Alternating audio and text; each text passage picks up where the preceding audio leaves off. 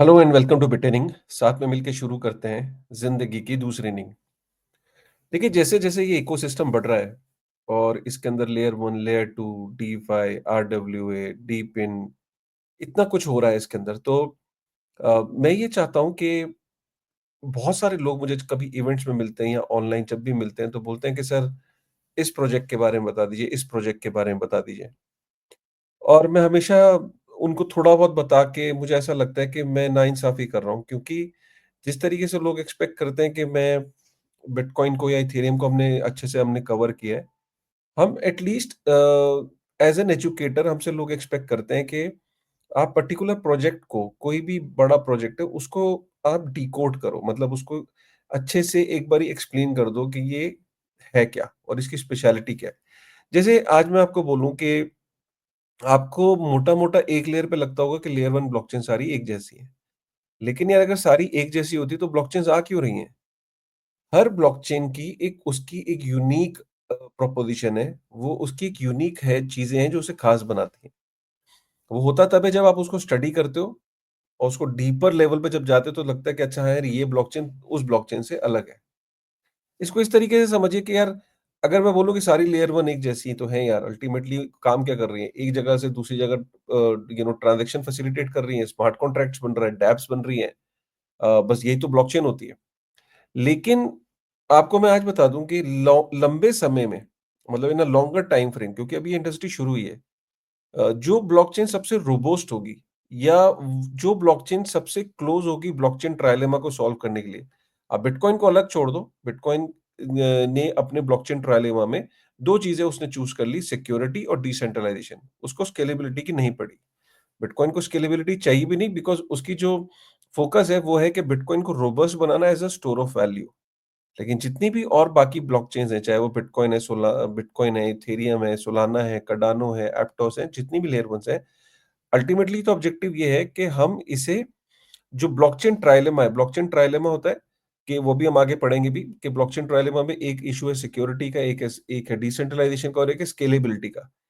जो ब्लॉकचेन इन तीनों जो पैरामीटर्स हैं, इन तीनों को अगर सॉल्व कर ली जाएगी एक डिग्री तक, तो वो ब्लॉकचेन फ्यूचर में एक महत्वपूर्ण ब्लॉकचेन बन के उभरेगी। कोई भी ब्लॉकचेन अगर 3 पार्ट हैं, अगर उन तीनों में से 2 को सॉल्व कर पाती है, 1 को नहीं कर पाती, तो ऑब्वियसली वो स्ट्रगल करेगी। इथेरियम के अंदर स्केलेबिलिटी का स्ट्रगल हो रहा था तो लेयर 2s आईं। तो उन्होंने बोला हम इथेरियम को स्केल अप करते हैं। लेकिन फिर सोलाना आया और बाकी बाकी जो चेन्स आई, उसमें एल्गोरेंट है, उसमें टेज़ोस है, कार्डानो है, सब अपना-अपना क्लेम करती हैं।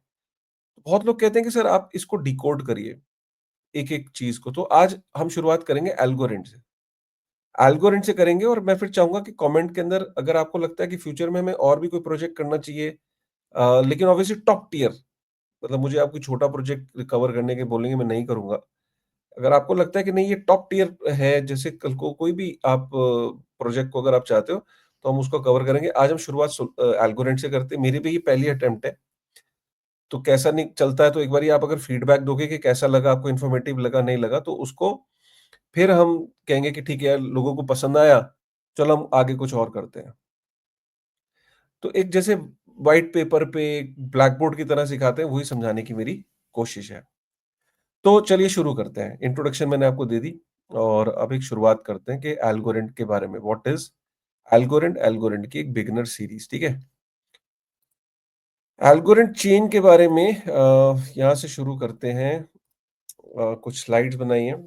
एल्गोरेंट ब्लॉकचेन बिगिनर सीरीज़, ठीक है? सो एल्गोरेंट चेन है क्या? इसका ओरिजिन कहाँ से हुआ है? एल्गोरेंट एल्गोरेंट जो चेन है, जो एल्गोरेंट ब्लॉकचेन जिसे हम कहते हैं, एक लेयर 1 है। Algorand was developed by one of the modern forefathers of the cryptography, Silvio Micali. अब सिल्वियो मिकेली जो है, ये एक प्रोफेसर रह चुके हैं कंप्यूटर साइंस के एमआईटी से, और इन्हें एक ट्यूरिंग अवार्ड भी मिला है। ट्यूरिंग अवार्ड दोस्तों इतना बड़ा होता है कि it's like a Nobel prize computer science में। मतलब यहाँ पे एक्सप्लेन भी किया है, ये यहाँ पे यहाँ पे मैंने एक्सप्लेन भी किया है कि सिल्वियो सिल्वियो है। तो इनको जो है वो ट्यूरिंग अवार्ड भी मिला है। ट्यूरिंग अवार्ड क्या होता है? Turing award is an annual award given to computer scientist and engineers who have made significant contribution to computing. ये एक तरीके का नोबेल प्राइज़ भी कहा जाता है इसको, ठीक है? ये है और यहाँ पे एक और इम्पोर्टेंट बात है कि मिकेली जो हैं, he was concerned by the scalability and security limitation of many existing blockchain. तो उनको ये था कि यार ये ब्लॉकचेन्स की स्केलेबिलिटी का इश्यू है, सिक्योरिटी लिमिटेशंस है, तो वो एक बेहतर विकल्प बनाना चाहते थे। 2019 में एल्गोरिथम जो है वो लॉन्च हुई मेननेट पे and since it has been adopted by many people. Micali जो है इन्होंने को-इन्वेंट किया था probabilistic encryption, zero knowledge proof and verifiable random functions. Verifiable random functions आज की डेट में बहुत सारी ब्लॉकचेन्स, बहुत सारी डैप्स यूज़ करती हैं। चेन लिंक से लेके बहुत सारे प्रोजेक्ट्स हैं जो वीआरएफ को यूज़ करते हैं। तो आप सोचिए कि zero knowledge proof, privacy in सब ज़ीरो नॉलेज प्रूफ स्केलेबिलिटी के लिए, प्राइवेसी के लिए कितनी सारी ब्लॉकचेन्स को यूज़ कर रही हैं या इस पे प्लान कर रही हैं, तो आप समझ सकते हो कि ये कितनी बड़े इनोवेटर थे। तो इनका इनका बेसिकली जो प्रपोज़ल था वो ये था कि भई एक ब्लॉकचेन है, उसका जो ये ट्रायलेमा है, ठीक है? आप देखते हो कि अगर हम डिसेंट्रलाइज़ेशन और स्केलेबिलिटी और सिक्योरिटी को कोई भी ब्लॉकचेन तीनों एक साथ सॉल्व नहीं कर पाई, ना ही कर सकती है। अब ये जो डिफिकल्ट टास्क है कि एक ब्लॉकचेन इस ट्रायलेमा को सॉल्व कर सके, तो ये इनको था कि ये एक ऐसा इनोवेशन करना चाहते थे कि जिसमें ये सॉल्व कर सके। तो एल्गोरिथम एक उसी में एक अटेम्प्ट है। एल्गोरिथम एक एनर्जी एफिशिएंट, ये भी मैं आपको दिखाऊँगा, कंपेयर करेंगे बाकी ब्लॉकचेन्स को भी। तो algorithm is an energy efficient, quantum secure, कि हम फ्यूचर में बोलते हैं कि क्वांटम थ्रेट्स आएँगे, तो quantum secure single layer blockchain है with instant finality. Instant finality का मतलब है कि आपको 4-5 ब्लॉक्स का आने का वेट नहीं करना पड़ता है। इंस्टेंटली डेट सेटल हो जाता है। सेटलमेंट का मतलब इस तरीके से समझो, जब आप किसी बैंक में पैसा ट्रांसफर करते हो या क्रेडिट कार्ड से पेमेंट करते हो किसी की, तो वो उसी वक़्त उसके अकाउंट में जो फाइनली उसके अकाउंट में वो सेटल नहीं हो जाता है। ट्रांज़ैक्शन एक रफ़ लेयर पे आपको दिखता है कि हाँ, वो मेरी ट्रांज़ैक्शन यहाँ से डेबिट हो गया और क्रेडिटर को एक मैसेज आ जाता है। बट बैकएंड पे अभी ट्रांज़ैक्शन अकाउंट के अंदर सेटल नहीं हुई है। बैचेज़ में ट्रांज़ैक्शन सेटल होती हैं, बहुत टाइम लगता है। सिमिलरली ब्लॉकचेन में भी जो ट्रांज़ैक्शंस हैं, वो इंस्टेंटली सेटल नहीं होती हैं। 5-6 ब्लॉक्स निकल जाने के बाद या 7-8 ब्लॉक निकल जाने के बाद, फिर आप ये कहते हैं कि भई आप वेट करो 5-6 ब्लॉक निकल जाएँ, उसके बाद आप ये वेट करो कि हाँ, फाइनली ब्लॉकचेन जो है वो उसके अंदर डेटा जो है वो फाइनली सेटल हो गया, ट्रांज़ैक्शन सेटल हो गई है, लेजर्स के अंदर एंटर कर गई है। तो ये जो टाइम है, इसमें कुछ मिनटों से लेके इथेरियम पे बिटकॉइन की ब्लॉकचेन पे कुछ मिनट्स लगते हैं, कुछ ब्लॉकचेन पे सेकंड्स लगते हैं, लेकिन सब ब्लॉकचेन्स पे टाइम लगता है। लेकिन एल्गोरिथम में ये इंस्टेंट फाइनैलिटी है। इंस्टेंट फाइनैलिटी बहुत बड़ा फीचर है एल्गोरिथम का। क्वांटम सिक्योरिटी बहुत बड़ा फीचर है एल्गोरिथम के ब्लॉकचेन का, क्योंकि ये शुरू से अपने आप को क्वांटम रेजिस्टेंट लेके चले हैं, ठीक है? और हाई थ्रूपुट है और लो फीस है। ये इनका सबसे बड़ा इनका खूबी है, जिसको हम आगे समझेंगे कि कैसे अचीव करते हैं। अगर हम एल्गोरिथम की बात करें ना, कॉइन मार्केट कैप ये बताता है कि आपका 10 बिलियन की इसकी जो है टोटल मैक्सिमम सप्लाई है, जिसमें से 8.3 बिलियन जो है वो ऑलरेडी सर्कुलेटिंग सप्लाई है। तो आप ये समझ सकते हो कि ऑलमोस्ट जितना एल्गोरिथम की जो मैक्सिमम सप्लाई उसका काफ़ी बड़ा पोर्शन, मतलब ऑलमोस्ट 80% जो है वो ऑलरेडी सर्कुलेटिंग सप्लाई में आ चुका है। तो ऐसा नहीं है कि कोई आपको सरप्राइज़ मिलने वाला है कि कल को बहुत सारा टोकन जो है वो डंप हो जाए या कल अनलॉक हो जाए अचानक। तो जितना एल्गोरिथम का आना था ब्लॉक्स, जो जो चेन सप्लाई टोकन सप्लाई में आ रहे थे, वो ऑलरेडी 80% के करीब सप्लाई में आ चुके हैं। ठीक है? अ, उसके बाद हम समझते हैं कि कोई भी ब्लॉकचेन के अंदर जो सबसे इम्पोर्टेंट चीज़ होती है, वो होती है कंसेंसस मैकेनिज़्म। तो जो एल्गोरिथम यूज़ करता है, वो यूज़ करता है प्योर प्रूफ ऑफ स्टेक। जैसे हम प्रूफ ऑफ स्टेक इथेरियम करता है, proof of history, proof of जो अलग-अलग ब्लॉकचेन्स का एक अलग-अलग कंसेंसस मैकेनिज़्म है। लेकिन क्योंकि इथेरियम एक बेंचमार्क है, तो इथेरियम में प्रूफ ऑफ स्टेक यूज़ होता है। तो सिमिलरली एल्गोरिथम के अंदर प्योर प्रूफ ऑफ स्टेक होता है। अब प्योर प्रूफ ऑफ स्टेक से पहले ये समझते हैं कि नोड रन क्यों करनी चाहिए? जनरली लोग पूछते हैं कि यार नोड रन करने का फ़ायदा क्या होता है? देखिए, नोड को रन करने का ये फ़ायदा होता है कि आप एक इंडिपेंडेंट वैलिडेटर की तरह एक्ट करते हो। अगर आप वेब 3 में हो, तो आपको जनरली नोड रन करनी चाहिए, ठीक है? अब ये ऑब्वियसली हर चेन की आप नोड को रन नहीं कर सकते because it is not that easy. But Algorand ने अपनी नोड को रन करने को एक ईज़ी बनाया है। तो उसमें एक तो आप नेटवर्क को सिक्योरिटी प्रोवाइड करते हो, आप इकोसिस्टम को सपोर्ट करते हो, आप जो प्रपोज़ल्स होते हैं, जैसे किसी भी ब्लॉकचेन पे, तो उसमें आप वोटिंग में पार्टिसिपेट करते हो।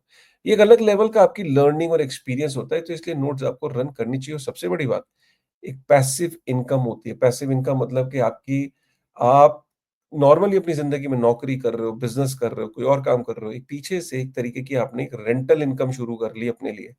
ये जो पैसिव इनकम है कि आपको पता नहीं है, आपके पीछे से काम चल रहा है, आप वहाँ नोड बने हुए हो, तो आपको 1 साल का एक अच्छा परसेंटेज जो है, आपको आता रहता है। तो स्टेकिंग बहुत इंपॉर्टेंट है और स्टेकिंग आपको पैसिव इनकम भी प्रोवाइड करती है और आप ब्लॉकचेन को सिक्योरिटी भी प्रोवाइड करते हो। एल्गोरेंट के अंदर जो प्योर प्रूफ ऑफ स्टेक है, उसके अंदर एक खास उसको ये बनाता है, जो वहाँ स्टेकिंग है, एक तो वहाँ कोई स्लैशिंग रिस्क नहीं है। स्लैशिंग रिस्क का मतलब है कि अगर कोई वैलिडेटर रूल्स को फॉलो नहीं करता है, कई बारी रूल्स को आप गलती से भी, एक तो जानबूझ के कोई वैलिडेटर बैड एक्टर है, लेकिन ऐसा भी हो सकता है कि कोई गलती से या अनइंटेंशनली भी वैलिडेटर से गलती हो सकती है। तो इथेरियम के ऊपर क्या होता है कि वहाँ पे आपका रिवॉर्ड स्लैश हो जाता है, मतलब जो आपका जो आपकी स्टेकिंग है, जो आपने स्टेक किया है, उसमें से स्लैश हो जाता है। स्लैश का मतलब है कि आपको पेनलाइज़ किया जाता है। पेनलाइज़ का मतलब है कि सपोज़ करो कि इथेरियम पे अगर आपको वैलिडेटर बनना है तो 32 इथेरियम की ज़रूरत होती है। तो आपने जो स्टेक किया हुआ है, तो उसमें से आपके इथेरियम में जो स्टेक किए हुए हैं, उसमें से कुछ वो पेनल्टी के रूप में कट जाता है। ऐसा एल्गोरेंट पे नहीं होता है, यहाँ पे कोई भी स्लैशिंग रिस्क नहीं है, ठीक है? और दूसरी चीज़ आपकी आपकी इम्पोर्टेंट आती है, नो लॉकअप पीरियड। अब हम सबको पता है कि अगर आपको इथेरियम पे प्रूफ ऑफ स्टेक जो है वहाँ पे वैलिडेटर बनना है, तो वहाँ लॉकअप पीरियड्स होते हैं। तो आपका इथेरियम काफ़ी समय तक आपका लॉक्ड रहता है और आप उस इथेरियम को यूज़ नहीं कर सकते। जब आप उस इथेरियम को यूज़ नहीं कर सकते, तो अगर मार्केट में प्राइस डंप कर गया या कोई और इश्यू हो गया, तो आप अपने इथेरियम आपका लॉक्ड है। तो ये कारण है कि एल्गोरेंट ने एक फीचर निकाला, उसने बोला कि हम कोई भी लॉक नहीं रखेंगे। जो भी नोड होगी, जो नोड बनना चाहेगा, वो अगर अपने एल्गोस को स्टेक करता है, तो उसके वॉलेट में ही रहेंगे। और वो स्टेकिंग 1 दिन के लिए करना चाहता है, 1 दिन के लिए स्टेकिंग कर ले, 1 दिन के लिए वैलिडेटर बनने, 2 दिन के लिए बनना चाहता है, 2 दिन कर ले, सुबह करना चाहता है, सुबह कर ले, शाम को हटना चाहता है, हट ले, तो उसके वॉलेट में ही रहेंगे। जो एल्गो है, वो लॉक्ड नहीं रहेंगे। ये बहुत इंपॉर्टेंट फीचर है। तीसरी सबसे चीज़ है कि लो कॉस्ट है। एल्गोरेंट की ब्लॉकचेन को डाउनलोड करने के लिए आपको सिर्फ 16 जीबी की रैम, फास्ट एसएसडी और 1 जीबी का पर सेकंड का इंटरनेट कनेक्शन चाहिए। तो किसी भी ब्लॉकचेन को डिसेंट्रलाइज़ करने के लिए, आप डिसेंट्रलाइज़ेशन का मतलब है कि ज़्यादा से ज़्यादा लोग उसमें पार्टिसिपेट करें, ज़्यादा से ज़्यादा नोड्स उसके अंदर पार्टिसिपेट करें। वो तो तभी करेंगे कि जब आपकी जो सिस्टम की रिक्वायरमेंट है नोड को रन करने की, वो इतनी इतनी ज़्यादा कम हो कि आप नोड को रन कर सकें। तो ये भी हम कंपेयर करेंगे कि सोलाना से, और इसको कंपेयर करेंगे एल्गोरेंट को इथेरियम से। लेकिन अगर मैं आपको ये बोलूँ कि इस टाइम अगर कोई अब नॉर्मल पीसी से अगर कोई नोड को 1 क्लिक पे, मतलब 1 क्लिक के ऊपर अगर आप नोड को रन कर सकते हो, तो वो एल्गोरेंट की है। और एल्गोरेंट ने इसे बहुत ईज़ी किया, क्योंकि ये एल्गोरेंट ये चाहता है कि ज़्यादा से ज़्यादा लोग जो है वो नोड रन करें और नेटवर्क को में पार्टिसिपेट करें। अगर नेटवर्क को मुश्किल बना देंगे हम नोड को रन करना, तो फिर डिसेंट्रलाइज़ेशन इफ़ेक्ट होती है। और दूसरी बात है कि यहाँ पे रिवॉर्ड्स भी अच्छे हैं। 50% आपकी ट्रांज़ैक्शन फ़ीस जो है, जो भी जो वैलिडेटर है, जब वो ब्लॉक को वैलिडेट करेगा और वो सक्सेसफुली वैलिडेट कर लेता है, तो 50% उसको ट्रांज़ैक्शन फ़ी मिलती है पर ब्लॉक और 10 एल्गो मिलते हैं, राइट? तो ये एक इम्पोर्टेंट चीज़ है जो एल्गोरिथम में जो वैलिडेटर बनने पे आपको मिलता क्या है। और यहाँ पे समझते हैं कि प्रूफ ऑफ स्टेक काम कैसे करता है, एल्गोरिथम स्पेशल क्यों है, और इसको समझने की कोशिश करते हैं। बहुत ईज़ी तरीके से मैं समझाने की कोशिश करता हूँ। देखिए, यहाँ पे जो वीआरएफ है, वीआरएफ क्या है? एल्गोरेंट, अगर आप एल्गोरेंट को देखो, तो एल्गोरेंट के अंदर है एल्गो, एल्गो का मतलब एल्गोरिथम। तो एल्गोरिथमिक तरीके से ये रैंडमनेस को लेके आती है। अब इसको मैं इस तरीके से समझाता हूँ कि जैसे एक एक एक ब्लॉक है, राइट? अब ये बहुत सारी नोड्स हैं। अगर आप यहाँ पे देख रहे हैं, यहाँ पे जो नोड्स हैं वो बिल्कुल लेफ्ट साइड में जो इस सर्कल बना हुआ है जो तो यहाँ पे आप देखते हैं कि वीआरएफ क्या करता है, अब बहुत सारे जो नोड्स हैं, राइट? वो ब्लॉक को प्रपोज़ करता है और कोई भी नोड है वो अपने चाहेगी कि मेरा ब्लॉक जो है वो प्रपोज़ हो जाए। हर नोड यही चाहेगी क्योंकि कोई वैलिडेटर है वो ये तो चाहेगा ना कि यार मेरा ब्लॉक प्रपोज़ हो जाए और अगर मेरा ब्लॉक प्रपोज़ होता है और वो वैलिडेट हो जाता है तो ऑब्वियसली रिवॉर्ड मैं कमाऊँगा। तो काफ़ी सारे नोड्स हैं, वो अपने-अपने ब्लॉक्स जो हैं वो बना के प्रपोज़ करते हैं। अब जो वीआरएफ है, ये एक एल्गोरिथम है जो रैंडमनेस लेके आता है। मतलब ये क्या करता है, सारे नेटवर्क को एक अपॉर्च्युनिटी देता है, सबको इंक्लूड करता है, लेकिन रैंडमली उनमें से कुछ वैलिड जो ब्लॉक्स हैं, ठीक है, उनको वो चूज़ करता है। Out of all the nodes, वो कुछ नोड्स के जो ब्लॉक हैं, उनके ब्लॉक्स को वो चूज़ करता है। ठीक है? यहाँ तक समझ में आ गई? तो इसका मतलब क्या है कि सारी नोड्स को उसने इंक्लूड करा, किसी को छोड़ा नहीं, राइट? और उसने रैंडमली उनमें से कुछ नोड्स को चूज़ किया, ठीक है? उसके बाद उसने वहाँ से जब वो चूज़ किया तो दूसरे स्टेप में जो बेस्ट ब्लॉक है, एक ब्लॉक मतलब इसमें इसमें क्योंकि उसने काफ़ी सारी नोड्स को चूज़ किया, उसमें से कुछ प्रपोज़ल्स ब्लॉक के लिए, फिर उनमें से एक जो बेस्ट ब्लॉक था, उसको आगे फॉरवर्ड किया। जब उसने वो ब्लॉक आगे फॉरवर्ड किए, ये जो बेस्ट ब्लॉक है, राइट? इसकी भी एल्गोरिथमिक जो कंडीशंस हैं, उसको देखते हुए, राइट? जिसमें से एक है कि lowest hash of the VRF proof होना चाहिए। तो सारी उसकी कंडीशन देखते हुए जो बेस्ट ब्लॉक है, उसको आगे प्रपोज़ किया, उसको नोड्स ने अप्रूव किया। फिर वो एक तीसरे सेक्शन में जाता है soft vote phase. Soft vote phase क्या है? सॉफ्ट वोट फेज़ ये है कि वहाँ पे जो वीआरएफ है अगेन वो नोड्स में से कुछ नोड्स को रैंडमली पिक करता है और एक कमेटी बनाता है और वो कमेटी का काम है कि वो ये चेक करे कि ये जो ब्लॉक प्रपोज़्ड है, ये बेस्ट है या नहीं है। ठीक है? ये हो गया तीसरा फ़ेज़। फिर चौथे फ़ेज़ में फिर से जो नोड्स हैं, राइट? वो जो नोड्स हैं उनमें से एक कमिटी फ़ॉर्म होती है रैंडमली मतलब कोई भी उस कमिटी का पार्ट वो रैंडमली पिक कर लेगा। उस कमिटी का काम है कि सर्टिफ़ाई करना कि ये जो ब्लॉक है, ये सर्टिफ़ाइड है मतलब कोई इसमें वायलेशन तो नहीं है, कोई डबल स्पेंडिंग, ओवर स्पेंडिंग सारे रूल्स को ये मीट आउट कर रहा है। तो जैसे ही वो उसको सर्टिफ़ाई करते हैं, वो ब्लॉकचेन के अंदर ऐड हो जाता है। तो फिर से एक बार समझिए वीआरएफ जो है वो मल्टीपल वैलिड जो ब्लॉक प्रपोज़ल्स हैं, डिफरेंट प्रपोज़र्स हैं, उनमें सारी नोड्स में से कुछ प्रपोज़ल्स को पिक करता है। उनमें से जो एक बेस्ट ब्लॉक है, उसको आगे प्रपोज़ करता है सिंगल ब्लॉक को। सिंगल ब्लॉक को बाकी नोड्स चेक करती हैं, वो आगे सॉफ्ट वोट फेज़ में जाता है, वहाँ पे कमिटी फॉर्म होती है, वो कमिटी भी रैंडमली सारी नोड्स में से पिक होती है, पूरे नेटवर्क में से किसी को भी कमिटी का पार्ट बनाया जाता है, वो उसको चेक करता है, वो बेस्ट ब्लॉक को आगे भेजता है, फिर से एक कमिटी बनाई जाती है सारे नोड्स में से, वो उसको सर्टिफ़ाई करते हैं और आगे वो ब्लॉकचेन में ऐड हो जाता है। क्यों मैंने इस पे इतना फ़ोकस किया उसको समझिए। 3-4 चीज़ें इम्पोर्टेंट निकल के आती हैं इसमें। 1 सबको इंक्लूड किया, किसी को छोड़ा नहीं। मतलब कि चाहे जो वैलिडेटर्स हैं कोई भी जो नोड है, हर नोड को एक इक्वल अपॉर्च्युनिटी दी दी हुई है कि वो कैसे कि उसमें से किसी को भी वो रैंडमली पिक कर सकता है। अब वो जो वीआरएफ है, उसका एल्गोरिथम ऐसा ही है जैसे आपको ये नहीं पता लगता कि यूट्यूब का एल्गोरिथम क्या है, ट्विटर का एल्गोरिथम क्या है, उसका एल्गोरिथम बिल्कुल उसी तरीके से वो रैंडमली पिक करता है।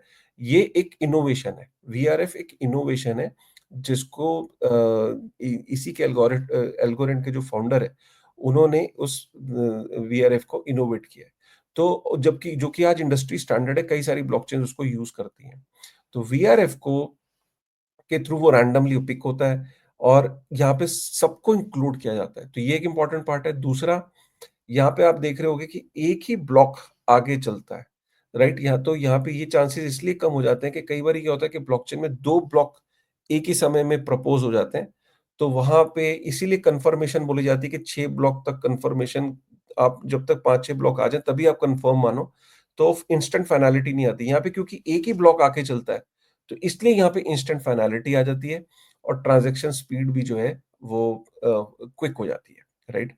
और ये सब कुछ एक बहुत फ्रैक्शन ऑफ सेकंड्स में होता है। ये 3 सेकंड से कम टाइम के अंदर ये सारा प्रोसेस होता है। तो आप समझ सकते हो ये रियली एक इनोवेशन है जो एल्गोरिथम ने अचीव करी अपने प्योर प्रूफ ऑफ स्टेक से। मैंने इस पे इतना टाइम लिया क्योंकि देखिए मैंने जैसे आपको कहा था कि वीडियो में कि हम एक इसको ऐसे समझाएँगे कि जैसे एक स्टूडेंट को समझाते हैं, तो वही कोशिश है आपको इस तरीके से समझाने की। तो ट्राइलेमा को अब हम देखते हैं कि एल्गोरिथम क्या वो कर रहा है। मैं फिर से उस पे जा रहा हूँ। ये ट्राइलेमा था, सिक्योरिटी, स्केलेबिलिटी, डिसेंट्रलाइजेशन। अब हम चलते हैं एक-एक करके, क्या ये सिक्योरिटी को सॉल्व कर रहा है? हाँ, वीआरएफ जो है सिक्योरिटी को इस तरीके से कर रहा है कि वो एक किसी पर्टिकुलर या जिसके पास सबसे ज़्यादा एल्गो है, उसको क फेवर नहीं कर रहा है। तो बाकी चेन्स में क्या होता है कि जिसकी लाठी उसकी भैंस, तो जिसके पास ज़्यादा स्टेकिंग जिसकी है, जिसने ज़्यादा स्टेक किया हुआ है, उसके चांसेस ज़्यादा होते हैं वैलिडेटर बनने के। यहाँ पे ऐसा नहीं है, यहाँ पे एक तो सब कुछ इक्वली चांस मिलता है और ज़्यादातर बड़ी चेन्स के अंदर क्या होता है कि क्योंकि रिक्वायरमेंट इतनी ज़्यादा होती है एक वैलिडेटर बनने की, तो ज़्यादातर लोग अपने अपने टोकन्स को एक पूल के अंदर डाल देते हैं। तो जनरली ये पता होता है कि प्रपोज़ कौन करेगा, वैलिडेट कौन करेगा, एक बड़ा प्रेडिक्टिव बन जाता है। लेकिन क्योंकि यहाँ नोड्स कोई भी नोड बन सकता है, तो इसलिए यहाँ पे एक डिसेंट्रलाइज़ेशन और ये रैंडमनेस पता नहीं लगती क्योंकि प्लेयर इतने ज़्यादा हैं कि कौन इसका पार्ट बनेगा। ठीक है? तो ये इसको इम्पोर्टेंट बनाता है। तो VRF chooses from the entire network. Validators जो है वो रैंडमली सिलेक्ट होते हैं क्योंकि वीआरएफ एक ट्रू इनोवेशन है जो रैंडमनेस लेके आ रहा है। इंस्टेंट फाइनैलिटी है क्योंकि आपको ये वेट नहीं करना पड़ता 5-6 ब्लॉक तक। इंस्टेंट रियल टाइम में फाइनैलिटी हो जाती है। ये बड़ी एक इनोवेशन है इस एल्गोरिथम ब्लॉकचेन की। क्वांटम सिक्योर है कि फ्यूचर में आज कई ब्लॉकचेन्स को अभी अपग्रेड करना है और जब वो उस टाइम पे अपग्रेड करेंगे तो बड़ी दिक्कत आएगी। ये शुरू से ही अपने आप को क्वांटम सिक्योर लेके चला है, क्योंकि उस टाइम सिक्योरिटी थ्रेट्स बन सकते हैं। ज़ीरो डाउन टाइम आज तक एल्गोरिथम की ब्लॉकचेन में कोई ये डाउन डाउन नहीं हुई है। तो ये इसलिए सिक्योरिटी के मैटर पे तो आप कह सकते हो कि एल्गोरिथम काफ़ी सिक्योर है। उसने जिस तरीके से अपनी चीज़ों को करके दिखाया है अभी तक। डिसेंट्रलाइजेशन आपने देखा होगा कि सारी नोड्स को इक्वल चांसेस है। मतलब ऐसा नहीं कि जिसकी लाठी उसकी भैंस, जिसके पास ज़्यादा पैसा है उसी को चांसेस मिलेंगे। ये मैं आगे आपको दिखाऊँगा भी और ये हर चीज़ जो यहाँ मैं कह रहा हूँ, उसको मैं आगे आपको प्रूव करके दिखाऊँगा through various websites. Consensus process भी काफ़ी डिसेंट्रलाइज़ है और very easy to download. Decentralization का मतलब ये है कि ज़्यादा से ज़्यादा आम आदमी अपने लैपटॉप से नोड बन सके और अपने लैपटॉप से नेटवर्क का पार्ट बन सके। ज़्यादा बड़ी रिक्वायरमेंट ना हो, मशीन की बड़ी रिक्वायरमेंट ना हो। कंसेंसस मैकेनिज़्म भी वो डिसेंट्रलाइज़ हो।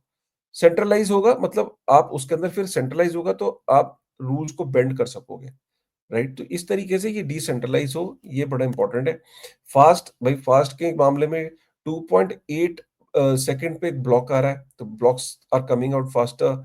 इंस्टेंट फाइनैलिटी है 10,000 ट्रांज़ैक्शन पर सेकंड, ये भी मैं आगे प्रूव करके दिखाऊँगा।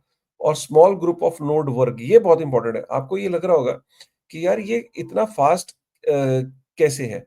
फास्ट ये यहाँ पे इस तरीके से होता है अगर आप यहाँ पे देखो, क्योंकि यहाँ पे हर वक़्त चाहे कितना ही बड़ा ग्रुप हो, वीआरएफ क्या करेगा कि कुछ रैंडमली कुछ नोड्स को उठाएगा, तो हमेशा स्मॉल ग्रुप ऑफ नोड्स काम कर रहे होते हैं।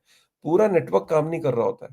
पूरे नेटवर्क्स में से कुछ नोड्स को चूज़ करके रैंडमली वो काम कर रहा होता है, इसलिए यहाँ चीज़ें फास्ट होती हैं। अगर सारे नोड्स को अप्रूव करना होता जितनी भी नेटवर्क में, तो ऑब्वियसली वो टाइम लगता। तो ये इसको स्पेशल बनाता है कि इसलिए ये फास्ट है।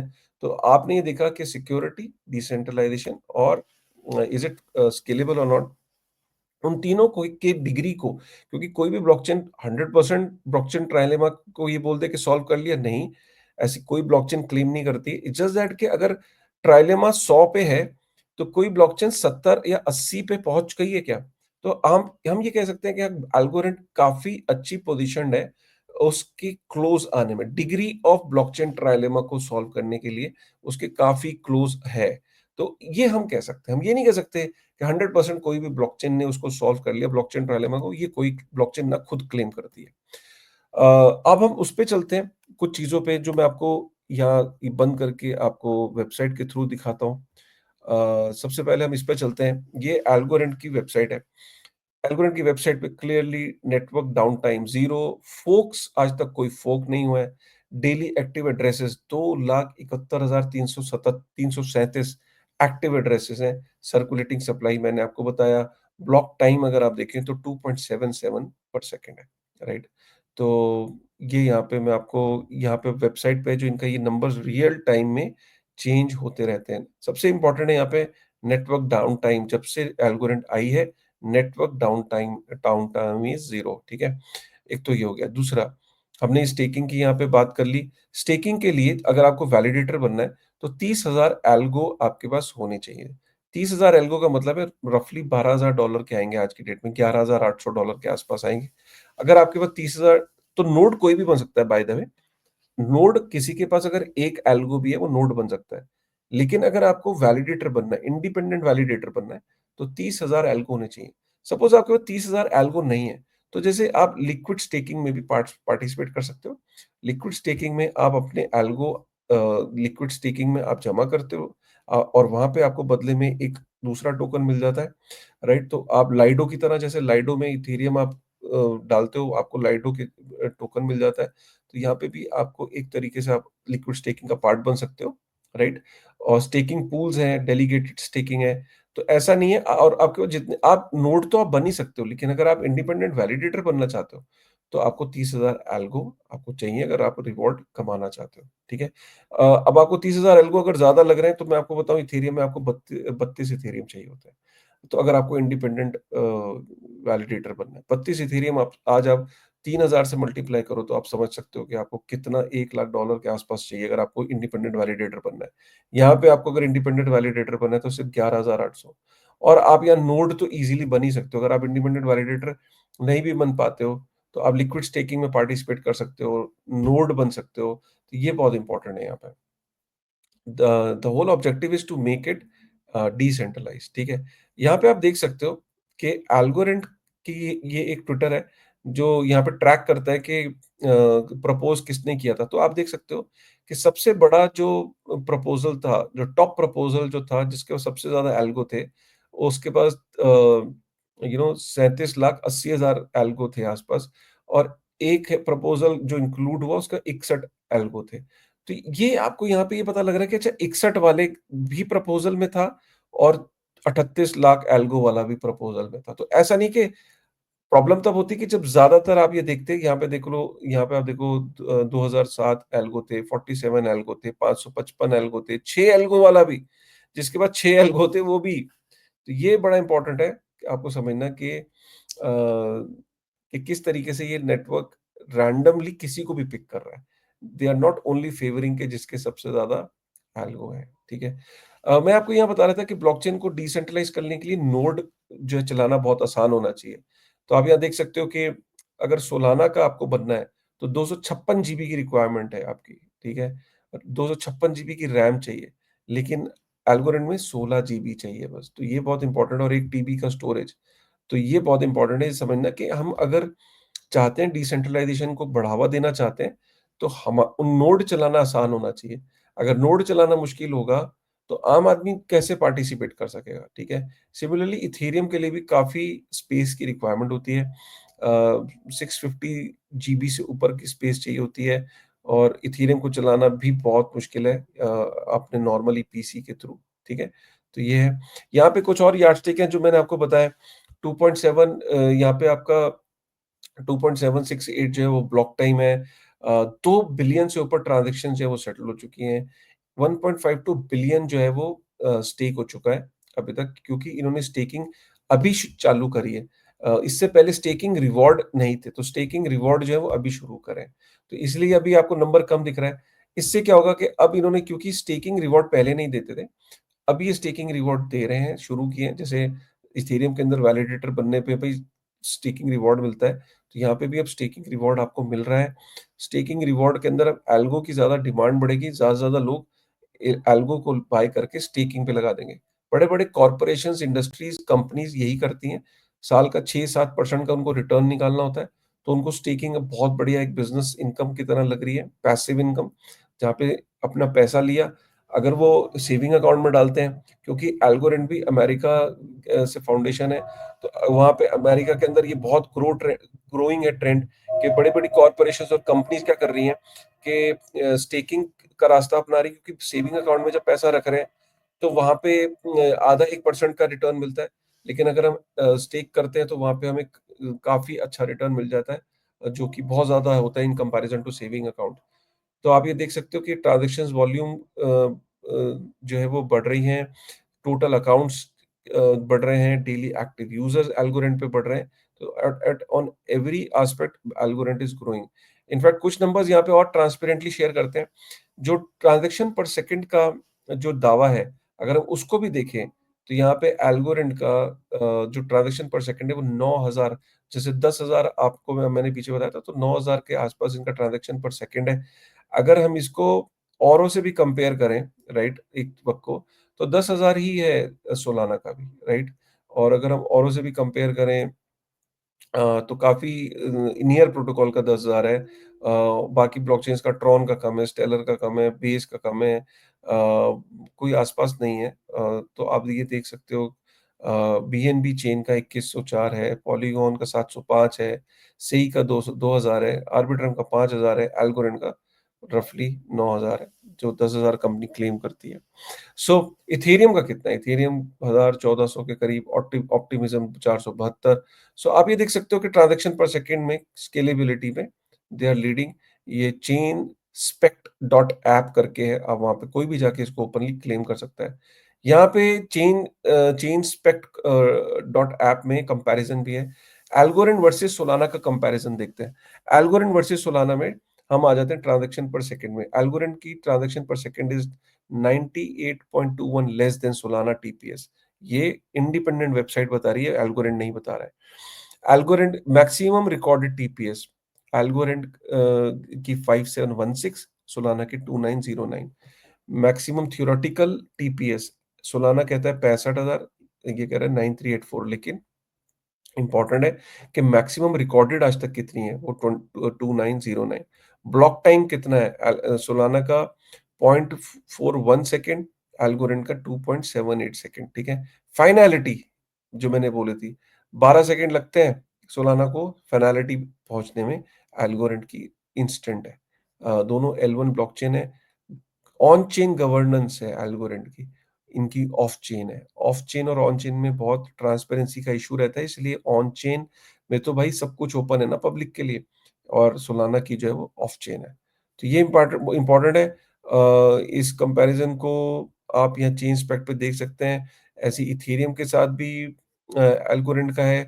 मैं उसमें ज़्यादा जा नहीं रहा हूँ, बिकॉज़ उसमें हर एस्पेक्ट में algorithm is leading in terms of speed, in terms of scalability obviously, block time, हर चीज़ में इथेरियम से के कंपैरिजन में एल्गोरिथम इज़ लीडिंग, ठीक है? फाइनैलिटी आप देख सकते हो, ये इम्पोर्टेंट है। इथेरियम को 16 मिनट लगते हैं फाइनैलिटी पे अचीव करने में, और एल्गोरिथम को रियल टाइम में वो फाइनैलिटी अचीव करता है। अगर हम यहाँ पे भी देखें, आने वाले टाइम में यूएस में होने ही वाला है कि कार्बन एमिशन कौन-सी ब्लॉकचेन का कम है, उसको बहुत बेनिफिट्स, और उसके अंदर ज़्यादातर इंस्टीट्यूशंस एंटर करेंगे, अगर वो अच्छी L1 है और उसका कार्बन एमिशन भी कम है। तो इथेरियम का देख सकते हो आप कितना ज़्यादा है, 19,22,000 है। सोलाना का 48,61,000 किलोग्राम कार्बन CO2 एमिशन है। तो आप देख सकते हो कि सोलाना ने इथेरियम को भी पीछे छोड़ रखा है। बीएनबी का भी 5800 है, USDC 5700, Cardano 1,90,000, Tron 13 lakh, Avalanche 9,41,000 kilogram, TON आप यहाँ देख सकते हो सुई। एल्गोरेंट का कितना है उसको देखते हैं। एल्गोरेंट इज 4,16,000, ठीक है। तो in comparison to big chains, Algorand is still lesser. तो ये इंपॉर्टेंट मेट्रिक इसलिए क्योंकि यहाँ पे आने वाले टाइम में यूएस में ये होने वाला है, 100% होगा कि वहाँ पे इस तरह के रूल्स आएंगे कि जो कार्बन एमिशन जिनका कम है चेन्स का, उन्हें सपोर्ट किया जाए, और इंस्टीट्यूशंस भी उन्हीं में कल को फंडिंग कर सकते हैं। डैप रडार पे जाके अगर हम देखें, तो वहाँ पे भी अगर हम कंपैरिजन करें काफ़ी सारे एस्पेक्ट्स का, तो यूनीक एड्रेसेस, और यहाँ पे भी आप जाके चेन को कंपेयर कर सकते हो ऑन एवरी एस्पेक्ट। पार्टनरशिप्स की बात करें तो फीफा फीफा जो है वो एल्गोरिथम ब्लॉकचेन को यूज़ करता है। तो ये एक बहुत बड़ी न्यूज़ है और ये आज की नहीं है। फीफा ने एल्गोरिथम के साथ काफ़ी समय से पार्टनरशिप है और जितने भी वो अपने प्रोग्राम्स रन रन कर रहे हैं। एक जो दुनिया की 7th या 8th रैंक पे आती है लवाज़ा कॉफ़ी ये बहुत टाइम से एल्गोरिथम ब्लॉकचेन को यूज़ करती है और इटली का ब्रांड है। तो ये काफ़ी समय से एल्गोरिथम ब्लॉकचेन को जो है वो यूज़ कर रहा है और अगर हम इसकी बात करें और भी पार्टनरशिप्स की बात करें अगर राइट तो पार्टनरशिप्स में आप ये यहाँ पे एल्गोरेंट जो है, वो माना ये जाता है कि यहाँ पे आप पार्टनरशिप में देख सकते हो बहुत सारे ब्रांड्स हैं, फीफा से लेके काफ़ी सारे हैं। एल्गोरेंट को आरडब्ल्यू जैसे हर चेन की जैसे आज सोलाना को मीम्स के लिए या अलग-अलग डीफाई के लिए इथेरियम को ऐसे माना जाता है। तो सिमिलरली एल्गोरेंट जो है उसको माना जाता है कि आरडब्ल्यू के लिए बेस्ट सूटेड है। आरडब्ल्यू में बेस्ट सूटेड इसलिए क्योंकि लो transaction fees, ग्रैन्युअल control, trustless transfer किसी भी ब्लॉकचेन का आरडब्ल्यू में बेसिकली इश्यू क्या है कि जो एसेट्स हैं उनकी कंप्लायंस कैसे टोकेनाइज़ करें, फिर उनकी टोकेनाइज़ करने के बाद उनकी स्मार्ट कॉन्ट्रैक्ट्स किस तरीके से डिज़ाइन हो कि क्योंकि आरडब्ल्यू के अंदर बहुत ज़्यादा स्मार्ट कॉन्ट्रैक्ट का बहुत बड़ा रोल है। क्योंकि आप रियल वर्ल्ड एसेट के ओनरशिप को और चीज़ों को टोकेनाइज़ कर रहे हो, काफ़ी सारी कंडीशंस होती हैं, इतना आसान नहीं होता। तो इन सारी चीज़ों को के लिए जो एक ब्लॉकचेन जो एल्गोरेंड है, वो बहुत अच्छी पोज़ीशन हुई हुई है और काफ़ी आरडब्ल्यू के लिए माना जाता है कि एल्गोरेंड की ब्लॉकचेन काफ़ी ज़्यादा गो टू ब्लॉकचेन है। कोई भी ब्लॉकचेन अपने आप को स्पेसिफिक होना नहीं चाहती है, बट हो जाता है ऐसा, क्योंकि उसका एक फीचर है जैसे जो बहुत सीमलेस हो जाता है, जैसे डीपिन इन और आरडब्ल्यूए, सो उसके लिए एल्गोरिथम ब्लॉकचेन को काफ़ी माना जाता है।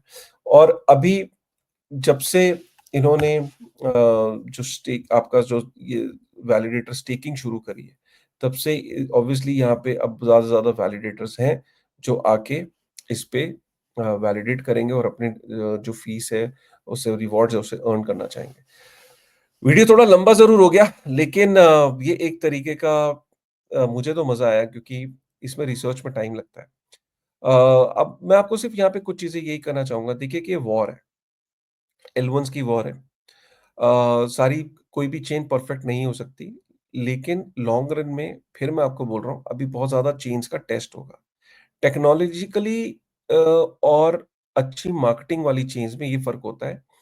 देखिए, कुछ चेन्स रोबस्ट होती हैं, लेकिन आपको ट्रैक्शन हो सकता है कम दिखे, लेकिन रोबस्ट चेन लॉन्ग रन में उसपे लिंडी इफेक्ट होता है। जैसे अगर आज ये बड़ी स्टेटमेंट है कि अगर एल्गोरिथम ये कह रहा है 2019 से वो डाउन टाइम नहीं देगा, तो ये बड़ी स्टेटमेंट है, क्योंकि काफ़ी सारी चेन्स हैं, उनके डाउन टाइम सबने देखे। ट्रैक्शन बहुत है, लेकिन क्या वो ट्रैक्शन को सस्टेन कर पाएँगे? क्योंकि अभी तो पार्टी शुरू हुई है, अभी तो इसमें ट्रांज़ैक्शंस, नंबर ऑफ यूज़र्स बहुत कुछ होना है। जब बड़ी-बड़ी कंपनीज़ आएँगी, वो हर ब्लॉकचेन को टेस्ट करेंगी और डाउन टाइम्स अगर होने लगे, तो फिर ऑब्वियसली वो उस चेन की तरफ जाएँगी जहाँ पे रोबस्ट टेक्नोलॉजिकल एडवांसमेंट है, जहाँ पे इंस्टेंट फिनालिटी है, जो स्केलेबल भी है, जो डिसेंट्रलाइज़्ड भी है, जो सिक्योर भी है। आज तक इसका अगर कोई फ़ोर्क नहीं हुआ है चीज़ें, तो still it is very early but ultimately हम लोगों की अंडरस्टैंडिंग प्रॉपर होनी चाहिए। ये ज़्यादा इम्पोर्टेंट है कि हमें पता होना चाहिए कि यार अच्छा ये है चक्कर। तो ऐसे ही अगर आप चाहते हैं कि मैं और किसी प्रोजेक्ट को कवर करूँ डिटेल में, एक बारी में मैं चाहता हूँ कि आप कमेंट के अंदर डालिए, लिखिए, उसको हम अगले एपिसोड में, अगले वीडियो में रिसर्च करेंगे और उसके बाद कवर करेंगे, ताकि आपकी उसकी जो अंडरस्टैंडिंग है, वो इतनी ज़्यादा अच्छी हो जाए कि फिर आपको कोई बीट ना कर सके और आप अपनी डिसीजंस जो हैं वो अच्छे से ले सको। तो डिस्क्रिप्शन में मैं लिंक डाल दूँगा, जिस आपको अगर एल्गोरिथम के बारे में और सीखना है, तो उनको आप ट्विटर पे और इंस्टा पे सॉरी इंस्टा पे कह रहा हूँ, ट्विटर पे, लिंक्डइन पे टेलीग्राम पे, हर जगह आप उनको फॉलो कर सकते हैं, जॉइन कर सकते हैं, ठीक है? तब तक चलिए मिलते हैं, फिर एक नई एनर्जी के साथ, एक नई वीडियो के साथ, तब तक थैंक यू वेरी मच।